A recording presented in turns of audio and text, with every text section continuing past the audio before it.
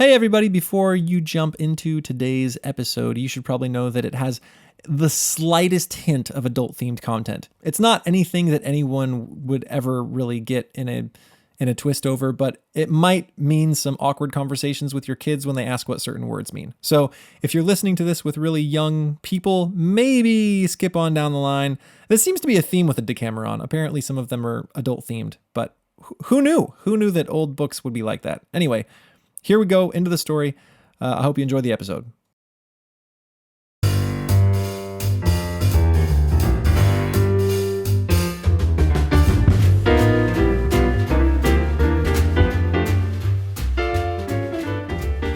Hey out there in quarantine land, and welcome to another episode of Quarantine Stuff You Should Know. My name is AJ Hannenberg, and I'm here bringing you stories from the Decameron all the way through quarantine. This is usually a completely different podcast called Classical Stuff You Should Know. Those guys are in quarantine too. So, we are not getting together. One of them has a new kid, and it's still kind of dangerous for us to meet, so I'm still bringing you stories. And I'm sorry they're so few and far between. I'm going to keep them coming as much as I can. Just, you got to give me a little grace. I'm doing my best. Anyway, this next story is maybe my favorite in the book so far. Hopefully you guys enjoy it. I know I certainly did. And without further ado, here we go. So Fiammetta was the next to talk. And the stones that Landolfo, the guy who decided to be a pirate in our last story, found, the ones that he found, reminded her of another tale with almost as many dangers, but all of these dangers happen in one night instead of over the course of a long time. So once in Perugia, there lived a young man named Andreuccio di Pietro, and he was a horse trader. And he had heard that horses were cheap in Naples, so he put 500 gold florins in his bag and set off, even though he had never been away from home before. He joined some other merchants, and off they went to Naples. He arrived on Sunday evening, around Vespers, and Monday morning, the following morning, he followed the directions of the innkeeper and headed off to the market. And there, he saw it was true. There were many good horses. But unfortunately, he couldn't succeed in buying one, despite making many offers. And as he negotiated to show that he had the cash to buy the horse, he often pulled out his money bag, which was a sure sign of his inexperience as a traveler. You don't want to flash your cash in the middle of a crowded market. That's just a bad idea. Anyway, the very risk he took turned out to be a bad risk because a young Sicilian woman, beautiful, also happening to be a lady of the night, walked by and saw his purse. And she said to herself, who'd be better off than me if that money were mine? And she continued to walk on by. There was an old woman with her, also Sicilian, and when she saw Andreuccio, she ran up and gave him a big warm hug, and he responded in kind. He greeted her heartily and made her promise to come visit him at the inn, and they chatted for a little bit, and he didn't end up getting any horses, and so ended up, eventually went on home. The young woman had said nothing during this encounter, but later when she was walking home with the old woman, she began questioning her friend, asking her who he was and where he came from and what he was doing in Naples and how she knew him and about his family. And it turns out that the old woman had lived with Andre's father in Sicily and later on in Perugia, and she gave a full report, almost as good a one as he himself might have given, and let the young woman know where he was staying and why he had come and who his family was and every single sort of detail that she had asked. Well, the young woman devised a plan and gave the old woman work enough to do to keep her from going back to see Andre that night. She took aside a young maidservant who had been trained for this sort of intrigue and sent her to the inn around the hour of Vespers. The young woman found him and said, "Sir, there's a gentlewoman in this city who would be happy to speak with you, if you please." Well, Andre, a little confuddled, looked himself over and decided he must be a pretty good-looking fella and that she must have fallen in love as he wandered around the market, as if he were the only handsome man in Naples at the time. And he said to the young woman, "Lead the way, I'm right behind you." Well, she led him to a quarter of the city called Malpertugio, which translates to bad hole or something of the effect. It doesn't sound like the nicest place. It's not the finest area of town. But Andre didn't really know that, and so he thought he was going to meet a respectable lady in a respectable area. The girl, once they had arrived, called to the lady to come down.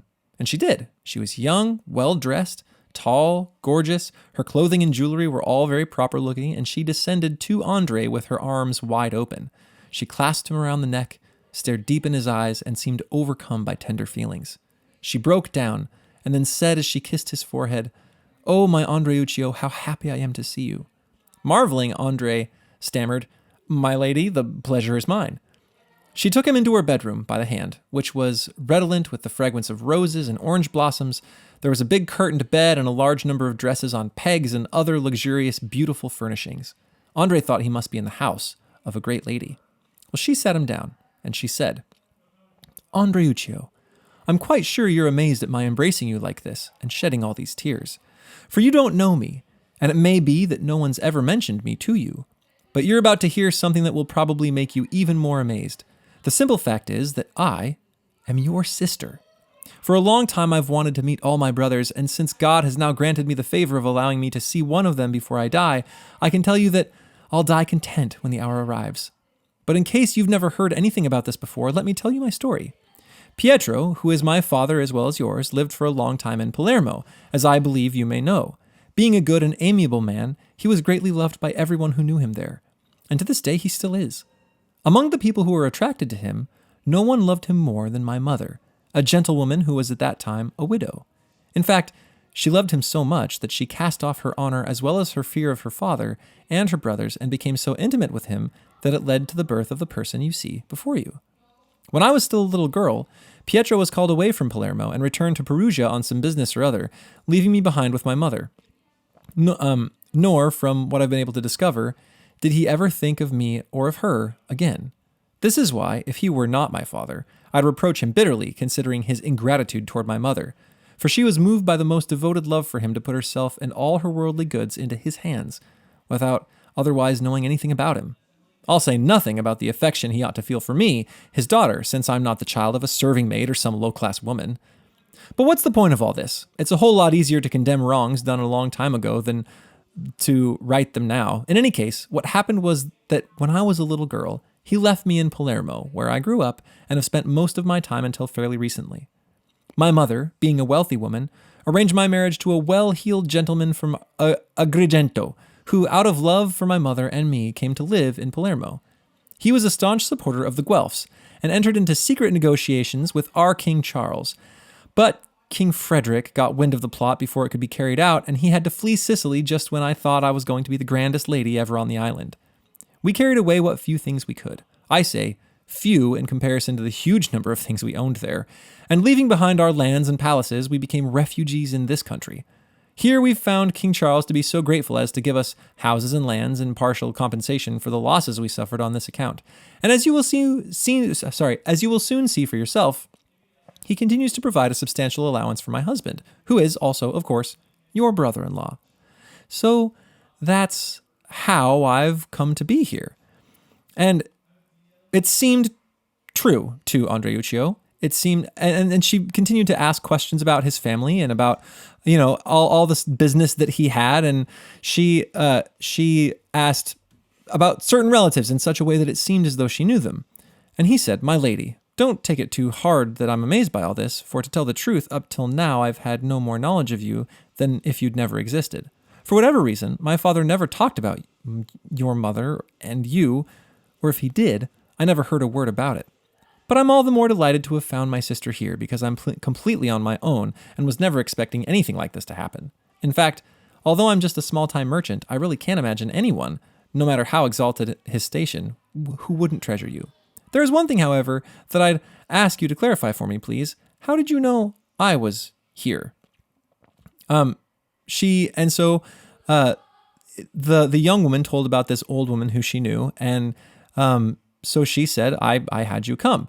And then basically they kind of hit it off. I'm going to skip a little more of their dialogue, but they talked, and she said, you need to stay here and eat supper with me. And he said, I'm engaged with my buddies back at the inn. I really can't. And she said, nonsense. Oh, nonsense.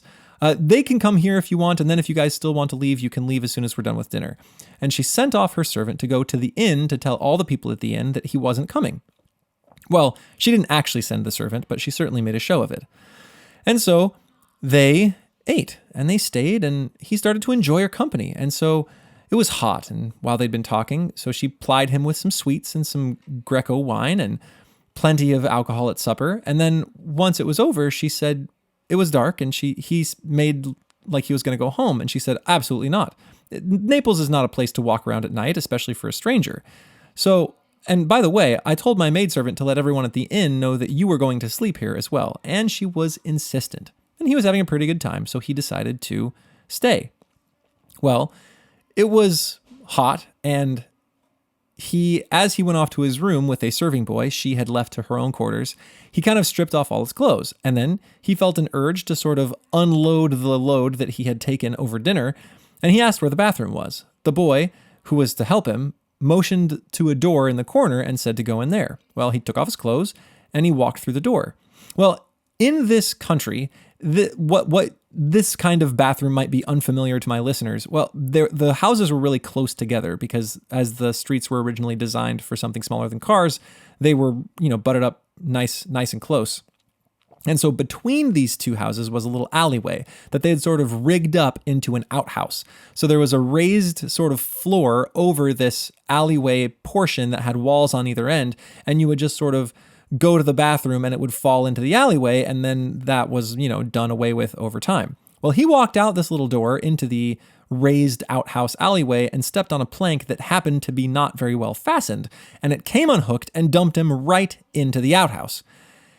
And he obviously was distressed. So he called back up to the boy and said, hey, you got to help me out. I fell into the thing. And the boy had gone scurrying off to the lady to say what had happened. She ran in, found that he had taken off his clothes and left all of his money with them. And so she had what she wanted. So she just went and closed the door and left him in the alleyway outhouse.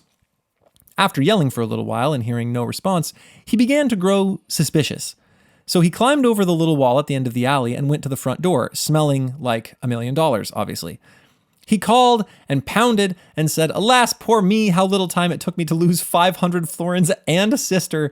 And he began to shout. He woke up the neighbors. One of the maids looked out and said, who's knocking down there? And he said, don't you recognize me? I'm Andreuccio, Madama Fiordaliso's brother.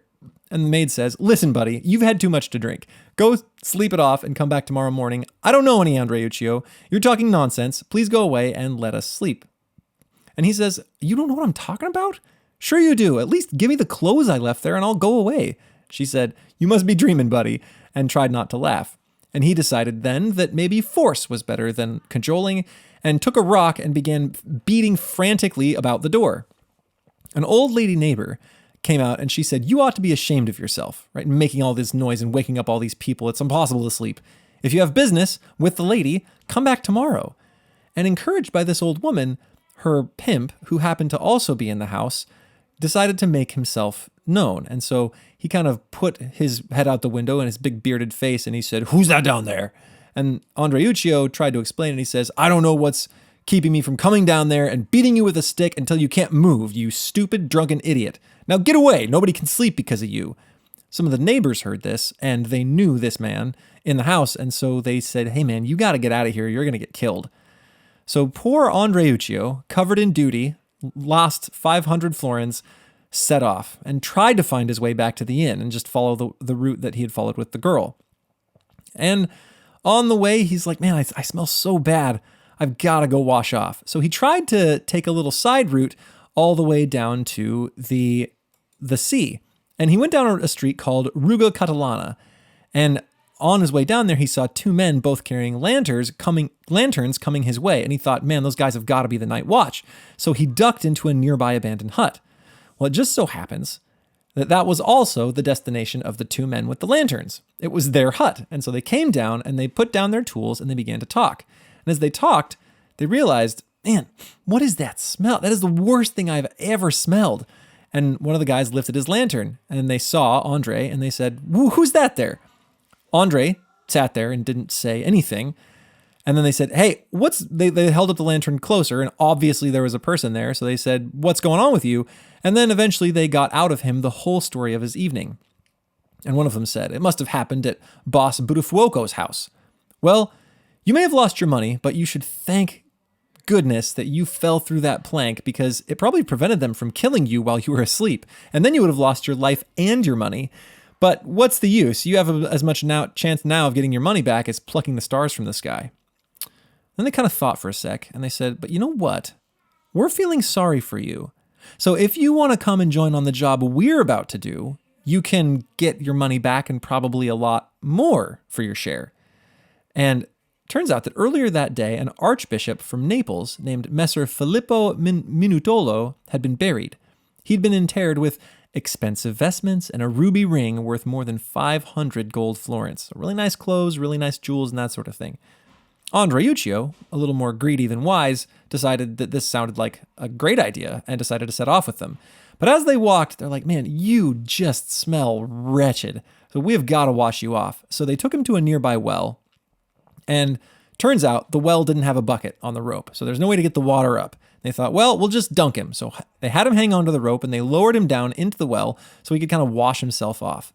Well, while he was down there washing, several members of the watch actually did come up. They were thirsty because they had just been chasing somebody and they came to the well for a drink. Remember, it was a really hot evening. Well, the pair of thieves saw them coming and totally bailed, leaving Andre in the well unseen, and the thieves were unseen, and so was Andre by the night watch. Well, the night watch comes up and Andre had just finished washing, and so he tugs on the rope, and they don't see that, but they think, hey, there's got to be a bucket down there, so they start pulling up the rope. Well, that's Andre. He's hanging onto it. And I don't know why they didn't notice that the bucket was way heavier than it should have been, but they hauled him up, and when he was near the top, he kind of leapt off the rope and grabbed the sides of the well and then flung himself over the side. And all of the Night's Watchmen were so surprised and terrified that they dropped all their weapons and just ran right off. And he kind of got out of the well and collected himself and saw a bunch of weapons on the ground and realized that something must have happened. His friends were gone, there were weapons there, and he's like, I just better not touch anything and leave. So he decided to walk off. And on his way away from the well, he found the two thieves coming back to get him out of the well. And they all had a good laugh about the whole thing and then headed to the cathedral since it was already midnight. Well, once they had gotten there and they had wedged open the really heavy marble lid of the tomb, they started to have an argument. Who was going to go into the tomb? One thief said, not me. The other thief said, not me either. Let's have this guy do it. And Andreuccio said, no, I don't want to go in there. And they said, what do you mean? We're going to bash your head in with one of these rods, and we'll keep going until you fall down and die if you don't do it. Terrified, he thought to himself, well, might as well. But as he rummaged around, he climbed in, and as he rummaged around and looked for things, he thought, you know what? They're probably tricking me. Once I hand them all the stuff, they'll bail and they'll leave me with nothing. So he took off the ruby ring right when he got in, and he slipped it on his own finger. And then he passed them the rest of the gear that he found, handed out all the really nice clothes. And then they said, hey, where's the ring? We heard he had a ring. And he's like, I don't know. It's not down here. And made a really big show of looking around. And they're like, make sure you look in every nook and cranny.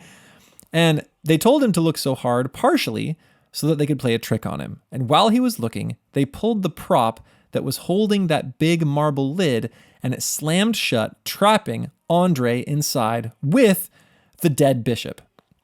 Well, Andre tried his very best to lift that lid. He tried first with his head, then with his shoulders, and with all his might, and he just could not do it. The marble lid was way too heavy. And so he burst into tears. There he was, stuck with a very smelly, dead cardinal, and right next to him. And he thought, well, two things are going to happen now. Either I'm going to perish here unseen by anyone, and I will, die eaten by these worms, and eventually they'll find two cardinals in here, or I will be found, and then they'll hang me for a grave robber. So I'm not in a very good spot.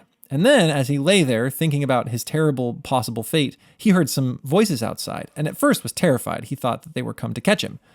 But he found out that, no, it was a second group of thieves coming to try and get the ring from the cardinal.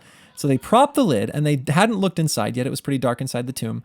And they started having the same argument that his crew had had. Who's to go in and actually get the goods from the dead cardinal? Nobody wants to steal clothes from a dead man. And so after a lot of back and forth, finally, one of the priests that was with them, there was a priest on this deal, said, What are you guys afraid of? You think he's going to eat you? The dead don't eat people, you silly nincompoops. I'll go inside myself. So he laid his chest on the edge of the rim and then swiveled his feet inside. So he's sort of laying belly down on the edge of the tomb with his feet inside and his face looking outside towards his fellows, because he was about to sort of wiggle his way in. Andre, seeing his moment, grabbed him by the legs and then tried to pull him into the tomb. And the priest was absolutely terrified, right? They didn't know anybody was down there. And so he freaks out, he screams, the other thieves scream, and off they go, leaving everything right where it was.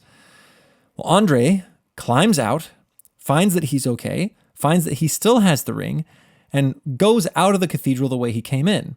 And eventually, after wandering around for a while, he finds the waterfront and then finds his way back to his inn where he finds his fellows. They had spent the night up waiting for him because they had never gotten any news about him after the market. Well, he told them what had happened. And they said, oh my goodness, you need to leave town now. You need to leave town tonight. So they got him together and sent poor Andre home. And Andre arrived home in Perugia, having invested his money in a ruby ring rather than in a horse. And that is the end of this story. All right, I hope you enjoyed it. I'll have another one for you as soon as I can. This is AJ signing out. Goodbye.